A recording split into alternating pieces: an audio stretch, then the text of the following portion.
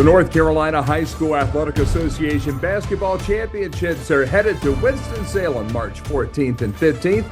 And as we weave our way through the state basketball championship tournament, we're very blessed to have with us once again the head coach of the Bishop McGuinness women's basketball Villains, Brian Robinson. And coach, last night your team advancing to the Elite Eight with a big home win over Queens Grant, 74-56, and you got out on top very early in this one, leading after one quarter by 17 points. What was the key to that explosive start?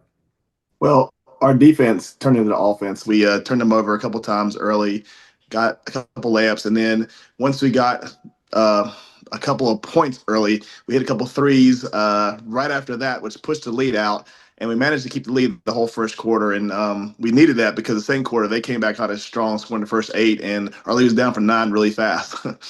NC State signee Adelaide Jernigan, always a prime player for you, but last night 7 3-pointers and 33 points. What type of a mature leader has she evolved into during her time there at Bishop McGuinness?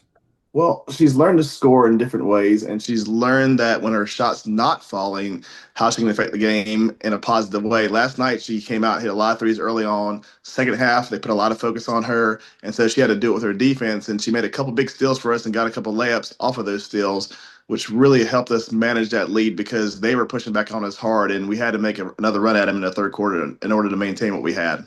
Bishop McGuinness, not a one-player show, as both Jenna Moore and Claire Sullivan also came through for you big time against Queens Grant. They did, and the maturity of them is great to see. The first half, I think between the two of them, they scored 5 points, but then when all the focus went towards Adelaide, they played really big for us in the third and fourth quarter. Jenna scored all 11 of her points in the third and fourth quarter, second half, and Claire hit a couple of big shots for us again when Queens Grant was making that push on us. Coach, your team is now 26-2 on the season. What's the key to maintaining that high level of excellence that Bishop McGuinness women's basketball is known for? Well, it's just preparation. I think we as I said before, we start in June and we start trying to maintain that consistency all the way through, and it goes through our workouts, through our practices, everything. And so when we get to this point, nothing's new to us, and hopefully nothing's too big for us right now. Again, I know the games are getting bigger, the lights are getting brighter, the teams are getting better. We try to maintain that even keel, control our emotions, and I think when we do that, we're pretty good. Sometimes, with their teenagers, they go like this a little bit, but our job as coaches is to try to keep them on an even keel, and I think they've done a good job so far. The pressure is increasing, but your practices actually get shorter at this time of year as you head in now to the Elite Eight matchup against Mountain Heritage on Friday night. How will your team prepare in practices and in scouting to get ready for that big matchup?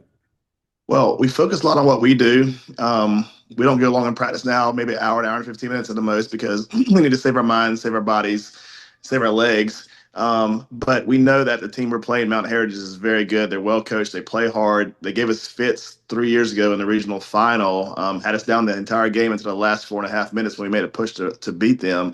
And we know we have our hands full Friday. But again, we're glad we're playing because the teams are good right now. They're supposed to be good, and we're just happy to be a part of this. Mountain Heritage gets to the Elite Eight by virtue of a 58-44 win over Avery County. They'll have to come in from the western part of the state. They'll have to travel to play you there at Bishop McGuinness, which is located in Kernersville. Your team hasn't had to leave the Piedmont Triad so far here in the North Carolina High School Athletic Association Basketball Championship Tournament. How much of an advantage is it to be able to play all of your games at home? Well, it's nice to play at home.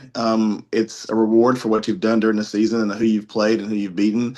But at the same time, in the past couple of years, we've had to go on the road and we've managed to win games. We've had to go, as far out as Murphy, west, as far out east as Pamlico, and we've managed to win some of those games. And so we know that as nice it is to be at home, we still have to play the game, still have to focus, because being at home, there are more distractions. There's more people around you that want to be part of this as opposed to going on the road.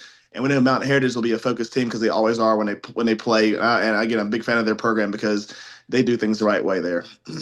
That's Brian Robinson. He is the head coach of Bishop McGuinness women's basketball, the #1 seed in the 1A West classification, as they are in the Elite Eight of this year's 2025 North Carolina High School Athletic Association Basketball Championship Tournament. On the line Friday night against Mountain Heritage, a ticket to the state championship round in Winston-Salem in the Joel Coliseum. Coach Robinson, good luck to you and the Lady Villains. Thank you very much for your time, and hopefully see you next week.